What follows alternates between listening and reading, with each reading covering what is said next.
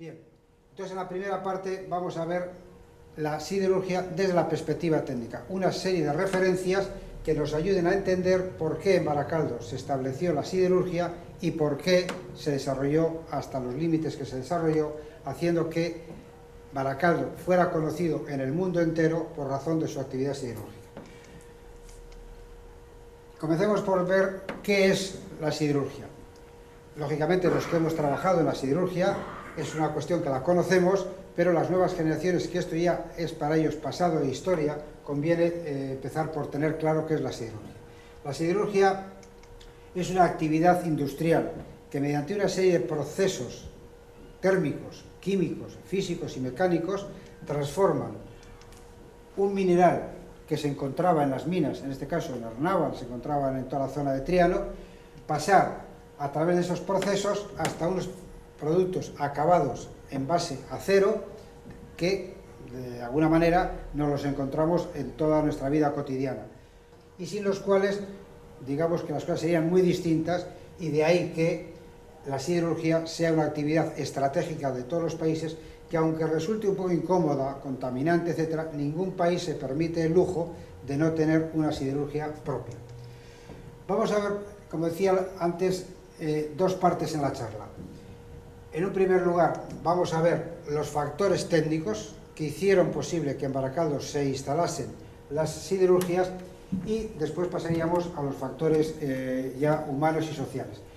En primer lugar, tenemos un factor materia prima, un factor histórico, un factor geográfico, un factor financiero, político, técnico y hidráulico, y por último, factor humano.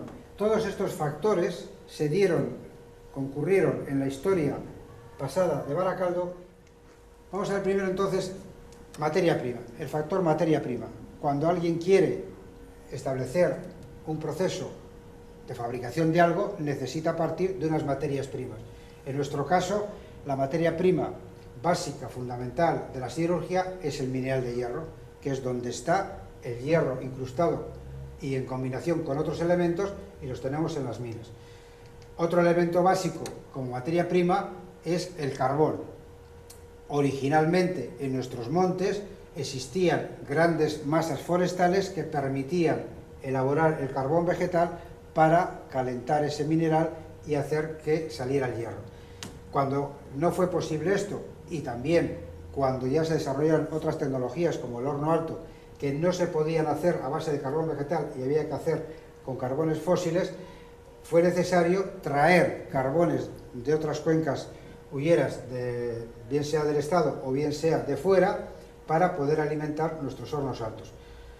Fue una buena jugada, digamos, el hecho de que al no tener nosotros minas de carbón, cuando los barcos salían de aquí cargados con mineral, volvían cargados de carbón, con lo cual el transporte tanto del mineral hacia afuera, hacia otros países, como la vuelta con ese carbón resultase, digamos, rentable y económico. Si queremos resumir un poco el proceso, así rápidamente, de cómo ha sido el desarrollo desde las primeras ferrerías hasta las más modernas siderurgias, como fue el caso de Altos Hornos de Vizcaya, podemos utilizar este dibujo. Quiere representar lo que es el término municipal de Baracaldo. Unos montes, el río Galindo, el río Cadagua y la ría del Nervión.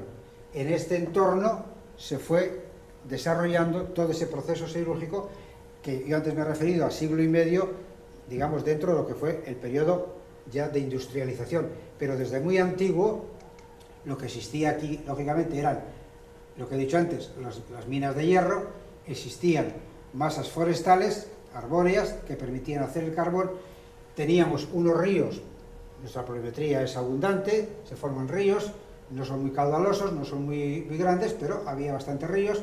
Teníamos también una zona de vega, como puede ser toda la vega de Ansio, y teníamos una ría, la ría del Nervión, como eje potente de comunicación con países, digamos, avanzados tecnológicamente con relación a nosotros, que ya querían y compraron nuestro mineral y a su vez nos suministraban carbón, como ya he citado.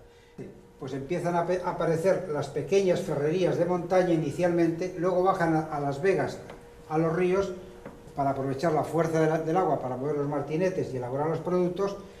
Todo eso,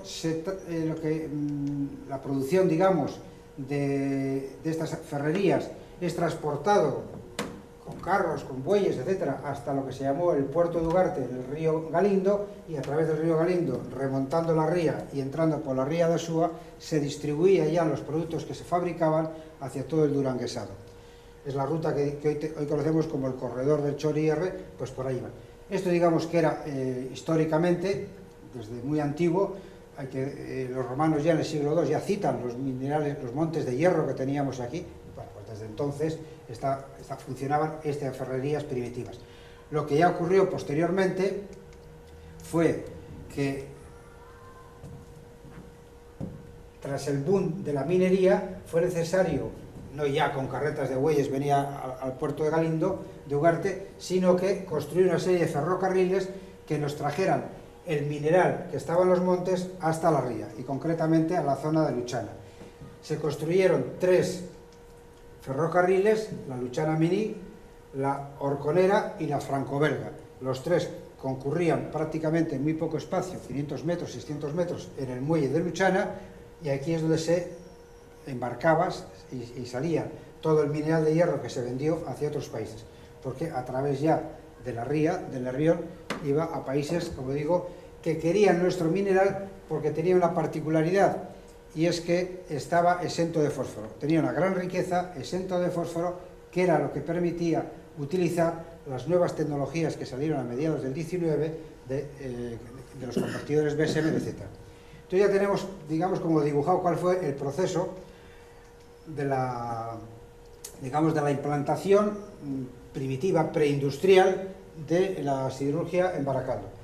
En esta imagen, lo que estamos representando, o representa esta pintura, es la ría, Bilbao por allí, la ría hacia Portugalete, la desembocadura del río Galindo, y en esta zona, conocida por los baracaldeses como La Punta, es donde en su momento se construyó la primera planta siderúrgica.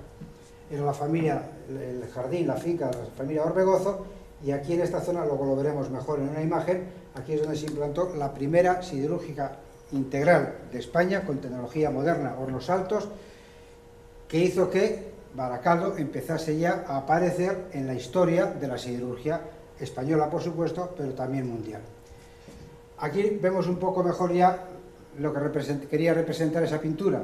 Tenemos la ría hacia Portugalete, tenemos el río Galindo, el puente que une Baracaldo con Sestao, y en esta zona de La Punta es donde he dicho antes que se implanta en 1854 la primera planta siderúrgica con el nombre de Nuestra Señora del Carmen.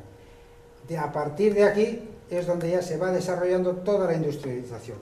Vamos a ver cronológicamente cómo van apareciendo. 1854, Nuestra Señora del Carmen.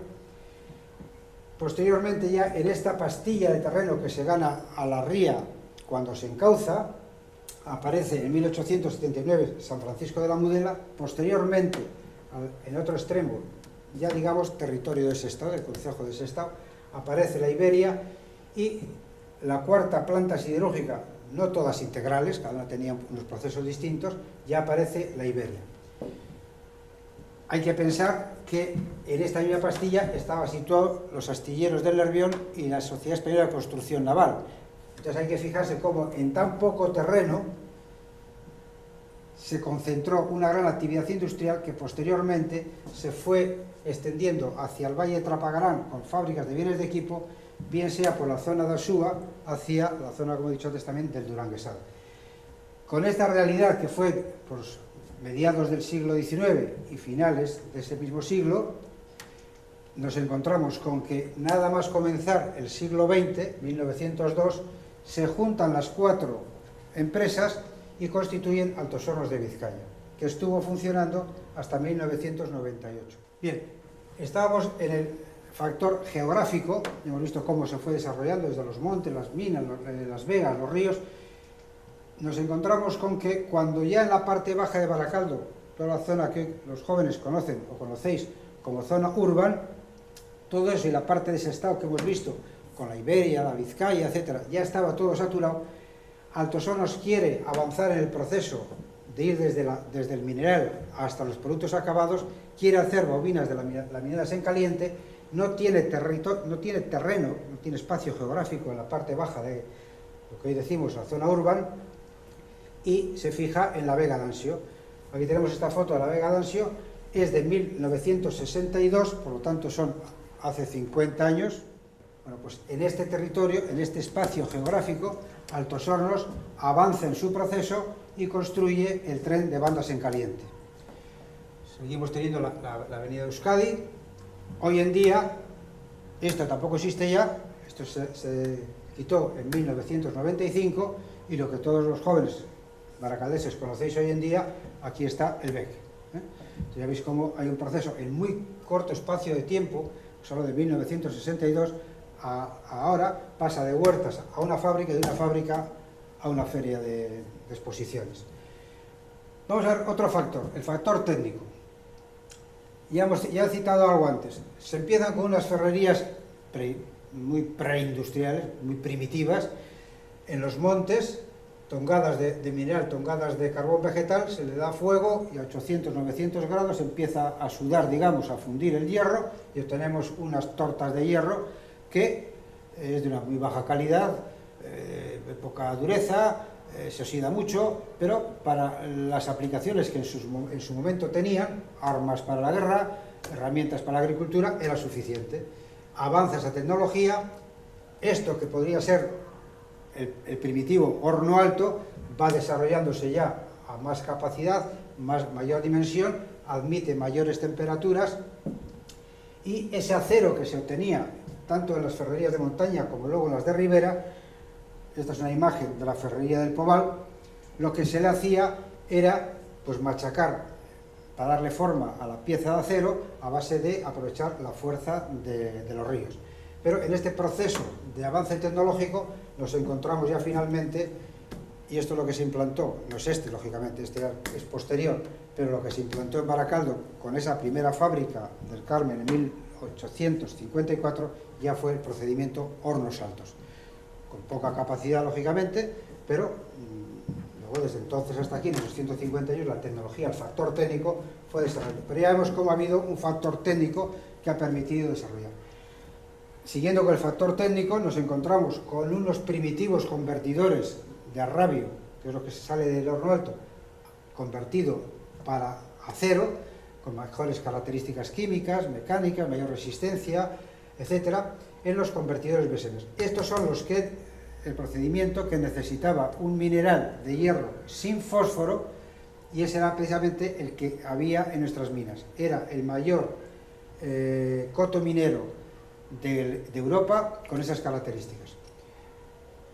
Lo que he dicho antes, a base de ese acero que se obtenía, o arrabio primitivo, con esos procedimientos, a base luego de machacarle, se le daba forma al acero para tener clavos, para tener herramientas, etc. Indudablemente, el mayor avance, y estamos siempre con el factor técnico, aparecen ya los trenes de laminación en continuo, donde a través de los cilindros se va dando forma al acero para conseguir unas dimensiones, unas calidades y unas formas que tengan aplicación en todo eso que decía al principio, que conforma nuestra vida cotidiana.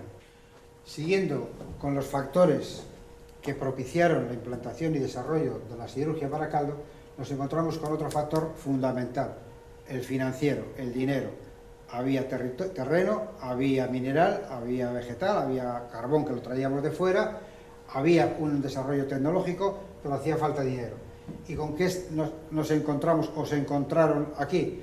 Pues que los beneficios económicos de las explotaciones mineras se reinvirtieron en parte en explotaciones o fábricas o plantas siderúrgicas. Y la capacidad inversora del empresariado vasco contribuyó, teniendo beneficios y teniendo capacidad inversora, a crear las industrias que aquí se crearon. Ha sido bastante usual en muchas explotaciones mineras que los mineros, los propietarios de las minas, las explotaban hasta su agotamiento, y cuando se acababan desmontaban el tinglao, y allí lo que quedaba era un territorio totalmente degradado y los beneficios se habían ido Dios sabe dónde. Bueno, aquí también parte de los beneficios se fueron donde Dios sabe dónde, pero una parte sí se reinvirtió, porque estos inversores vascos, estos empresarios vascos, tuvieron capacidad para ver que si en lugar de vender solo mineral y ganaban, por ejemplo, 5, con ello hacían acero, ganaban 50, pues no fueron tontos y se lanzaron a inversiones en el ámbito de las empresas siderúrgicas para obtener mayores beneficios, y eso hizo que el ciclo económico que hubo aquí en Baracaldo y en toda la zona de influencia por razón de las minas y luego la siderurgia fuera más largo que lo que había sido o fue en otros sitios. Bien, factor hidráulico. Si recordamos, he dicho que la siderurgia es una actividad industrial que mediante unos procesos térmicos, físicos, químicos y mecánicos se pasaba del mineral a unos productos. Principalmente esos procesos son, o por lo menos inicialmente, son térmicos, donde se desarrollan altas temperaturas, grandes masas, por lo tanto grandes cantidades de calor que es necesario disipar para proteger las máquinas, proteger las instalaciones. Hay que pensar que en el corazón del horno alto se pueden alcanzar temperaturas superiores a los 2000 grados. Por lo tanto, de ahí se desprende la necesidad de tener también como recurso natural donde se implanta una siderurgia unos recursos hidráulicos. Por eso, Altos Hornos comenzó cogiendo las aguas del río Castaños en el embalse del Regato, posteriormente, del Regato, aguas abajo, construyó otro embalse en el año 41, que es el embalse Gorostiza, e impidió que el ayuntamiento hiciera otro embalse en el Oyola como afluente del Castaños. Lo que quiero venir a decir es que había recursos hidráulicos y la siderurgia, en este caso Altos Hornos de Vizcaya, se apoderó de todos esos recursos hidráulicos. Veremos luego, cuando contemplemos la siderurgia desde la perspectiva humana y social, qué repercusión tuvo eso para la población. Pero también tuvimos esta facilidad, los recursos hidráulicos. Factor humano. Lo he dejado para el final, pero no porque sea el menos importante. Porque se puede tener mineral, se puede tener tecnología, se puede tener dinero, beneficios, pero tiene que haber empresarios, pero también tiene que haber personas que trabajen en esas actividades. Esta imagen es una fotografía de 1900 y dice el pie de foto de trabajadores de Altos Hornos, 1900. Tiene el valor de representar dos realidades. Una realidad que es muy dura y que los jóvenes difícilmente la entienden, es esta realidad. Que con estas edades que podrían tener estos niños, 10, 11, como mucho 12 años, ya estaban trabajando en Altos Hornos. Primera realidad. Porque los chavales, los niños, ya se incorporaban al mundo del trabajo a muy temprana edad. Esto, su principal misión era repartir agua entre los puestos de trabajo. Por eso que decía antes de que se trabajaba en contacto con grandes masas a altas temperaturas, había que reponer líquidos, y estos muchachillos iban cargados con sus barriles de agua, con sus pequeñas cubas, con sus botijos, a repartir a los puestos de trabajo. Segunda realidad que nos da esta fotografía es que la forma de las chaquetas, de las boinas, la forma de ponérselas, ciertos sombreros que se ven por ahí, las camisas, las fajas y fajines, entrando muy en detalle, denota que son personas que han venido aquí a trabajar a los hornos altos procedentes de distintas regiones de España. Por eso quiero poner, al hablar de este factor humano, quiero resaltar el homenaje a la gente, unos de aquí y otros que vinieron a finales del siglo XIX y a lo largo del siglo XX también, sobre todo después de la Guerra Civil Española, vinieron a trabajar a nuestras industrias. Y todos juntos consiguieron y lograron la riqueza que en nuestra zona se generó, y lo que hoy los jóvenes tienen y lo que hoy Baracaldo es, se debe a estas personas, a otros anteriores y a otros posteriores. Entonces, por eso digo el factor humano.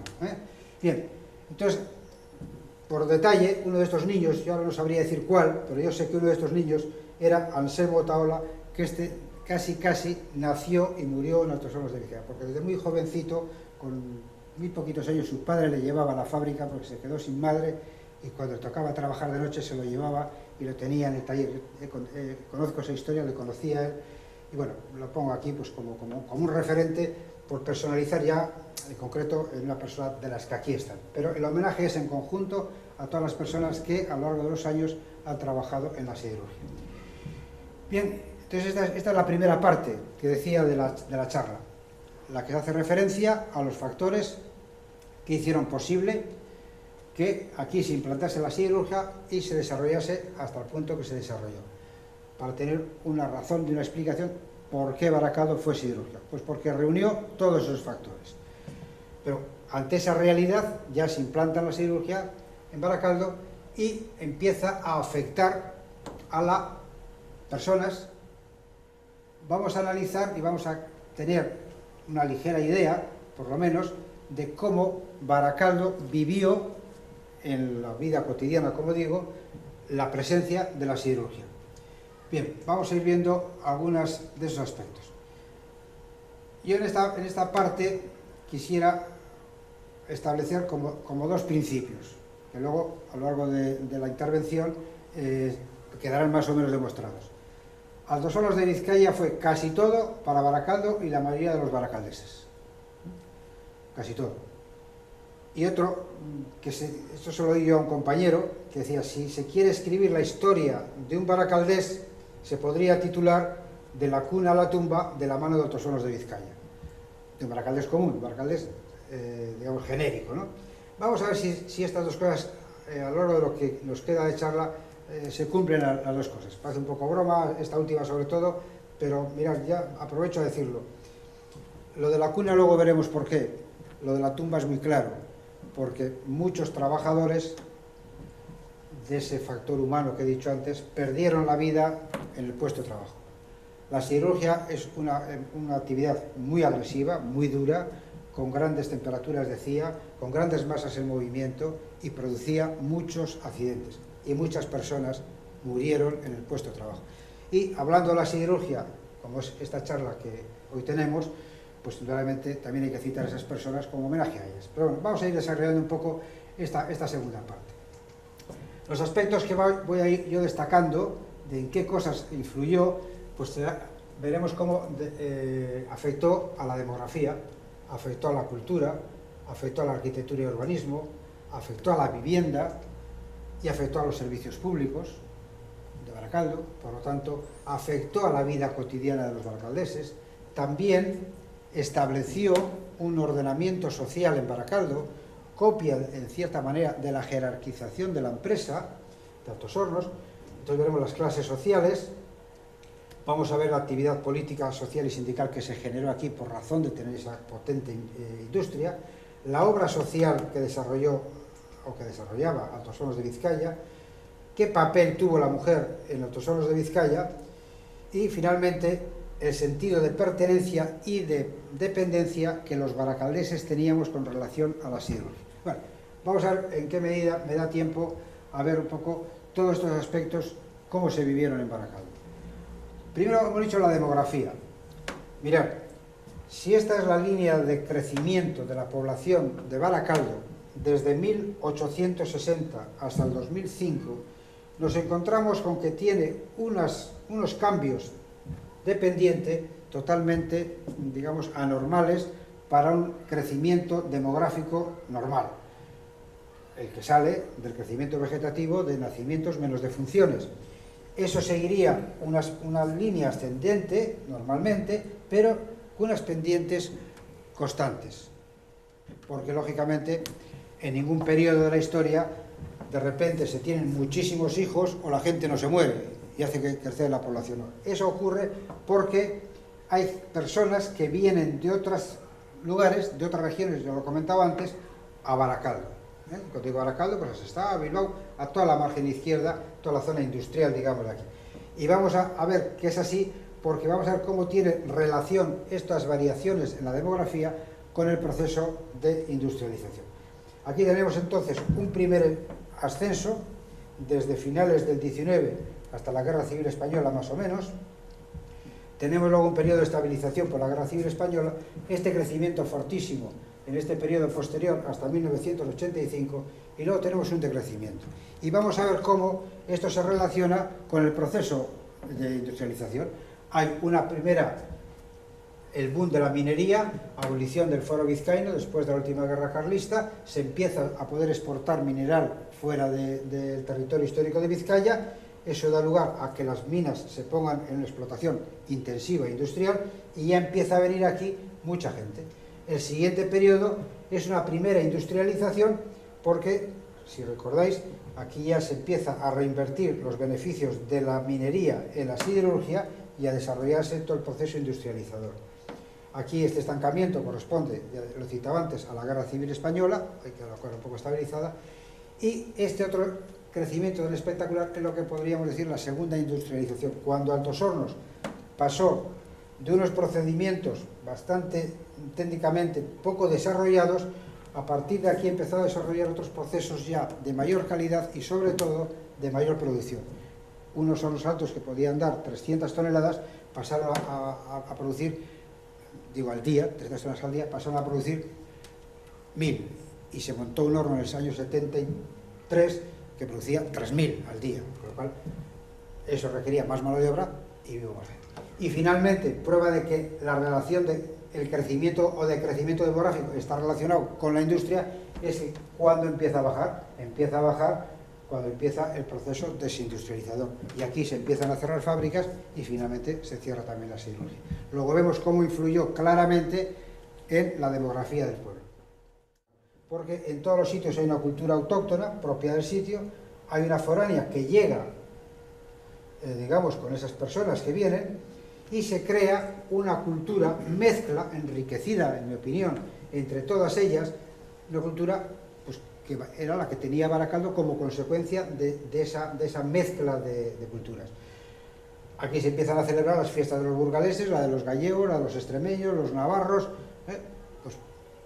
y se empiezan a ver pues, trajes regionales de distintas regiones de España, y una forma de materializarse y visibilizarse esa realidad de personas venidas de muchas regiones de España es la creación de los centros regionales. Si andáis por Baracaldo, por las calles de Baracaldo, y sois un poco observadores, habréis visto que existen centros salmantino, riojano, gallego, navarro, palentino, salmantino. De todas las regiones de España hay centros donde se reunían las personas procedentes de cada una de estas regiones o territorios.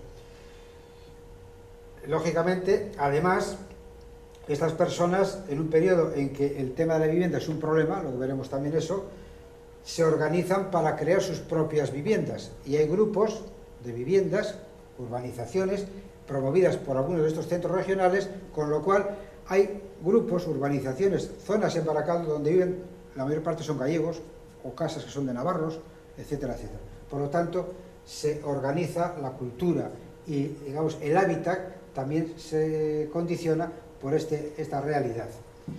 Vamos a ver ahora cómo influye el tener esa fábrica, el ser un pueblo obrero, un pueblo trabajador, un pueblo siderúrgico, anteriormente había sido minero, en Baracaldo. Si queremos representar aquí el centro actual de Baracaldo, nos encontramos con una realidad primera. Esta línea roja marca lo que era la traza del ferrocarril minero de la Franco-Belga. Hoy en día, el corredor, el Bidegorri, Dolores y Barruri. Dividía, por tanto, un ferrocarril, dividía Baracaldo en dos partes muy definidas. Teníamos esta línea negra, que es el ferrocarril de Renfe, desde Bilbao hasta Santurce. Al otro lado del ferrocarril había muy poquitas viviendas, pero principalmente lo que había era toda la parte de Altos Hornos, toda esa fábrica de Nuestra Señora del Carmen que se fue extendiendo hacia Requeta, etcétera, y la ría. Entonces, con ese espacio, el urbanismo y la arquitectura también toma unas características determinadas, porque si nos fijamos, todas las calles que bajan de la parte alta del Cano, la Rico Plaza, etcétera, hacia la zona actual de Urban, serían estas verdes, todas se van a encontrar con el ferrocarril minero, y las calles o bien quedan cortadas o es necesario hacer pasos inferiores, pasos elevados o pasos a nivel. Luego está condicionando ya el trazado de las calles, de una forma importante. Bien, ejemplos de esa interferencia del ferrocarril lo tenemos aquí. La calle Juan de Garay, el ferrocarril por encima, minero a Franco-Belga, y la calle Juan de Garay por debajo. En el caso de la calle Arana es al revés. Bueno, al revés no, es otra solución. Viene la calle Arana, una serie de escaleras para coger la cota de lo que hoy en día es el parque que está enfrente del Politécnico Nicolás Larburu, porque por aquí debajo era la traza del ferrocarril, insisto, hoy en día el Bidegorri, Dolores y Barrullo. O sea, hubo que adaptar el urbanismo a todas esas condiciones. Bien, la calle Ibarra, por ejemplo, tenemos esta casa que tiene, digamos, una inspiración minera, porque es una casa de madera, como eran las casas mineras. También había en Baracaldo, con un carácter muy diferenciador del resto de las casas, que luego veremos cómo eran, lo que régimen económico tenían. Pues estaban 3 grandes chalés que había en la zona enfrente de la actual estación de Renfe, de cercanías, aquí abajo en la calle La Cesarre, 3 grandes chalés donde vivían algunos altos jefes de Altos Hornos de Vizcaya. ¿Qué tenían de particular? Que estaban prácticamente dentro de la fábrica. Por la parte de atrás estaban trenes acabadores, por la parte de adelante estaban los hornos altos y el Bessemer, y por debajo de las casas había unos túneles por donde pasaban los productos laminados o semilaminados incandescentes. Vivían prácticamente dentro de la fábrica. Las personas, los baracaldeses y baracaldesas, convivían de una forma muy íntima con la fábrica. Es este edificio que asoma aquí, que es la estación de Renfe, de cercanías, dirección Bilbao. El ferrocarril por aquí delante. ¿Y qué había en este entorno, en este espacio? Pues había un gran edificio, que fue de artes y oficios inicialmente, pero que después se transformó en una plaza de mercado que había aquí abajo, en una escuela para niños y una escuela para niñas en el primer piso, dividido, y el colegio de los Padres Paules, donde se empezó a estudiar bachiller en el año 45, toda la parte de arriba. Por lo tanto, fijaros que potente eje de comunicación con el resto de pueblos y con la capital, con Bilbao, el ferrocarril. Venir a comprar los productos perecederos a diario, porque entonces no había supermercados, no había frigoríficos en casa, había que comprar a diario los perecederos. Un centro escolar, niños, niñas y todo el bachiller. Teníamos enfrente los principales comercios de Baracaldo, había un cine, había salas de billares, había grandes, importantes cafés, había aquí una casa de baracaldeses, digamos, importantes.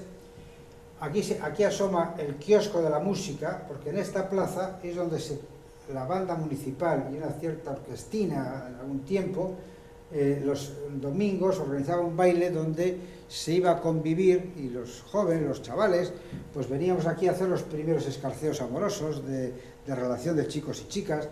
Digamos que sería lo que hoy llamáis la zona de Juan de Garay y el Anaconda y todos esos lugares de diversión y de encuentro que hoy tenéis los jóvenes. Pero entonces se hacía aquí.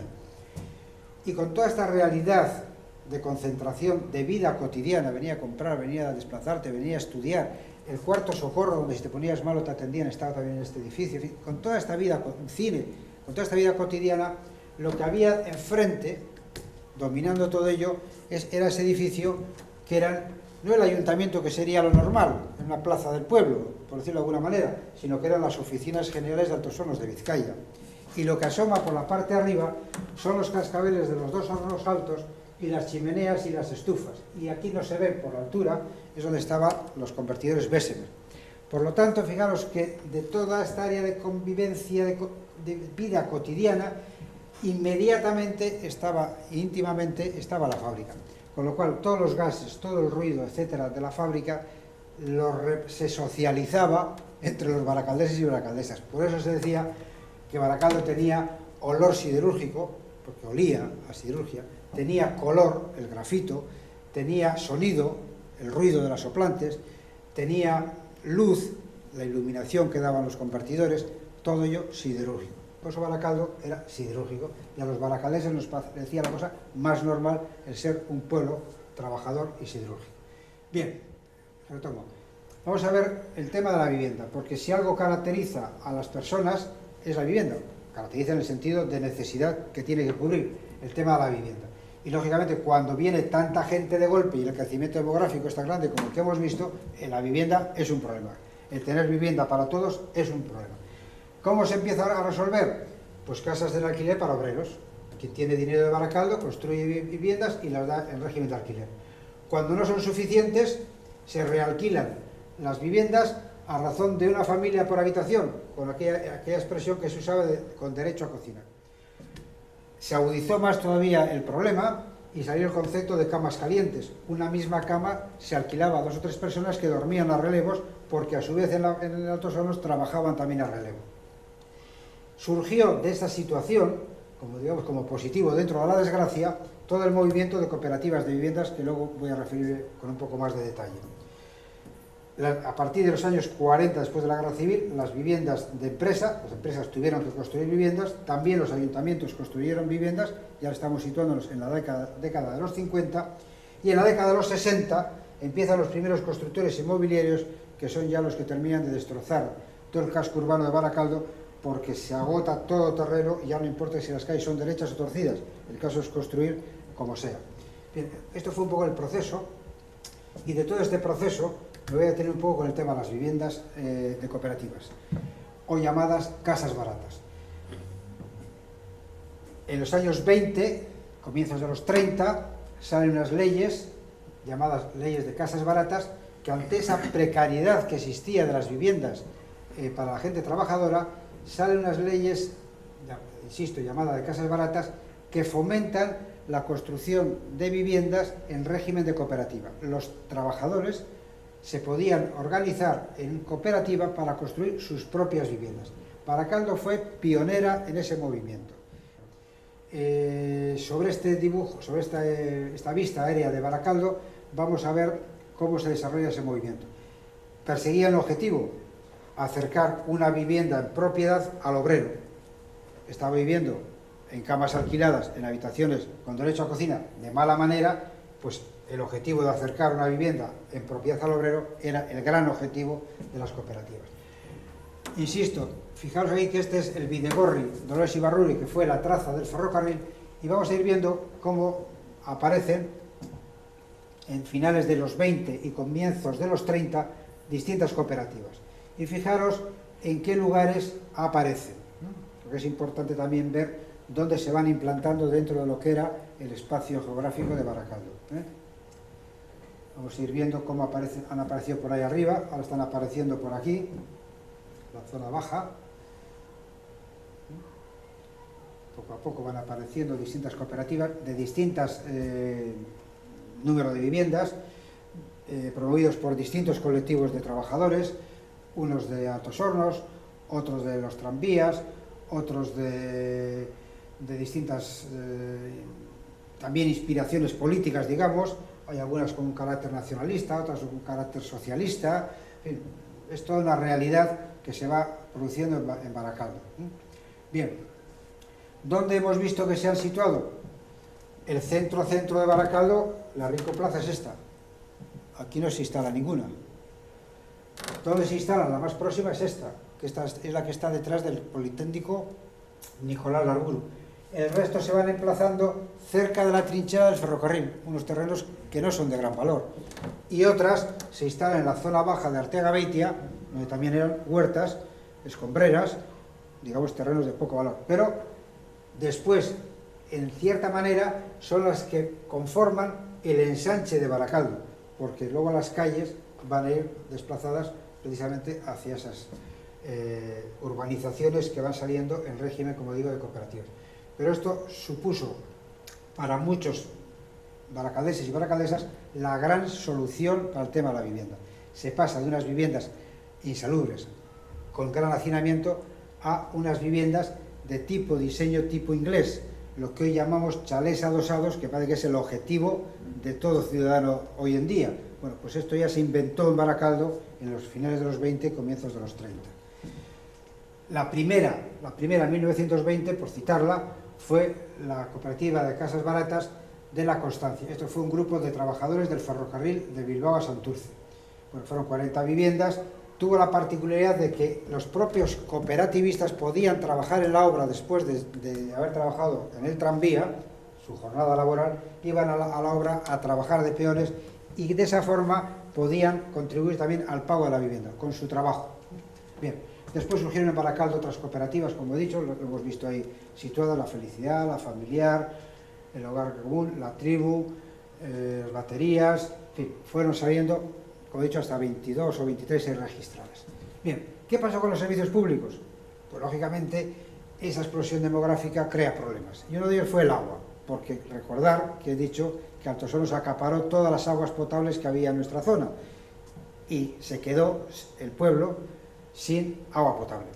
Durante muchos meses del estiaje, abril hasta septiembre, octubre, por ahí, en Baracaldo, en muchas viviendas, no llegaba el agua potable. Se abría el grifo y no había agua. Impensable para los tiempos de hoy, para los jóvenes de hoy. Pero abrías el grifo y no había. Por lo que he dicho antes, los dos embalses que construía Altos Hornos acapara todo.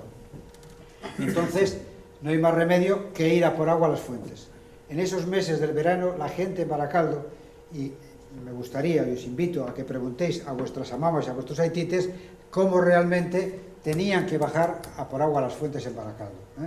Parece también impensable, pero esto es una fuente pública en el barrio de Cruces. Bien, clases sociales. Esa estructura tan poderosa de la empresa se traspasa luego a la población. Entonces, hay obreros y empleados, se diferencia por la vestimenta, el horario de trabajo, el salario, la localización de las viviendas. Hay esos pocos jefes que vivían en esos chalés que comentaba antes, y luego estaban los comerciantes que tenían pues, los servicios de alimentación, muebles, etcétera, para la población. Bien, ¿qué pasa con la actividad política social y sindical? Pues que era muy importante para los partidos políticos y los sindicatos, digamos, tener influencia en una empresa tan poderosa como Altos Hornos de Vizcaya, porque cuantitativamente había mucha gente que trabajaba, cualitativamente era muy importante para los hornos altos, tenía un efecto multiplicador porque todas las industrias dependientes, auxiliares de Altos Hornos, también tenían que parar y tenían una gran resonancia mediática. Por lo tanto, los sindicatos, los partidos políticos, en momentos conflictivos, Altos Hornos de Vizcaya era un centro de interés para sus actividades. Veamos la obra social de Altos Hornos, un poco rápidamente. Aquí viene lo que he dicho antes, desde la cuna hasta la tumba, porque lo primero que tuvo Altos Hornos, o lo primero que tuvo fue un hospital. El Hospital San Eloy, que conocemos hoy, esa torre que tenemos por ahí, era esto, y era de Altos Hornos de Vizcaya, y muchas mujeres de trabajadores de Altos Hornos daban a luz en este hospital. Luego la gente ya trabajaba, ya nacía en la cuna de la mano de Altos Hornos de Vizcaya. Esa obra social luego venía acompañada de colegios para niños y para niñas, con lo cual esos niños que habían nacido, digamos algunos, en un hospital de Altos Hornos, estudiaban en colegios de Altos Hornos de Vizcaya. Ese que hemos visto antes era para chicas y este era para chicos. Cuando ya tenían edad, un poco ya digamos adolescentes, lo que iban era a la escuela aprendices a aprender un oficio para trabajar en Altos Hornos de Vizcaya. Altos Hornos de Vizcaya construía viviendas y parte de sus trabajadores vivían en viviendas propiedad de Altos Hornos de Vizcaya. Estas son las de Arteaga-Beitia.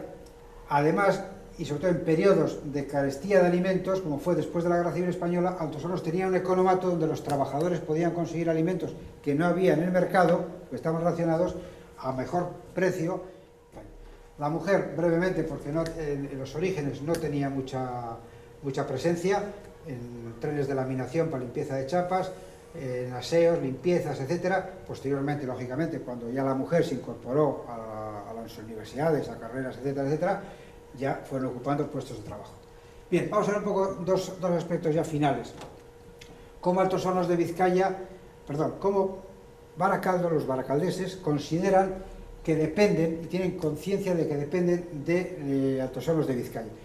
Un hecho concreto, en la Guerra Civil Española, cuando ya están llegando las tropas de Franco a la margen derecha, dan órdenes desde el gobierno central de que se dinamiten las instalaciones de Altos Hornos de Vizcaya. Y hay un batallón, Gordésola, mandado por el comandante Luis Urcullo, que era un baracaldés que tenía una bar aquí en la calle de Mecheta, quien impide y protege las instalaciones para que no sean demolidas. Es un acto de traición, digamos, a las órdenes que se habían recibido, pero ¿qué dicen los baracaldeses? Nosotros dependemos de Altos Hornos de Vizcaya. Con unos o con otros tenemos que seguir comiendo de Altos Hornos de Vizcaya. Y afortunadamente, desde mi opinión, las instalaciones de Altos Hornos quedaron intactas y toda esa gente que tuvo que venir de otras regiones de España aquí a trabajar, encontraron aquí el sustento a sus vidas, cosa que no hubiera sido posible si se ejecuta la orden de la demolición.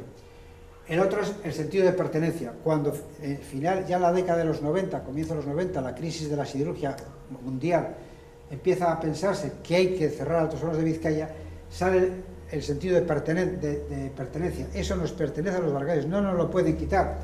Se organiza la llamada Marcha de Hierro, andando desde aquí hasta Madrid para protestar, no da resultado, lo único que salen unos expedientes de regulación de empleo, digamos, dignos, pero las instalaciones de Altos Hornos se cierran. Y en 1998 Altos Hornos deja de funcionar y comienza la demolición. Es la caída de un gigante que además representa la caída, digamos, de un imperio, de un emporio económico como fue la siderurgia en Baracaldo y en toda la zona de influencia.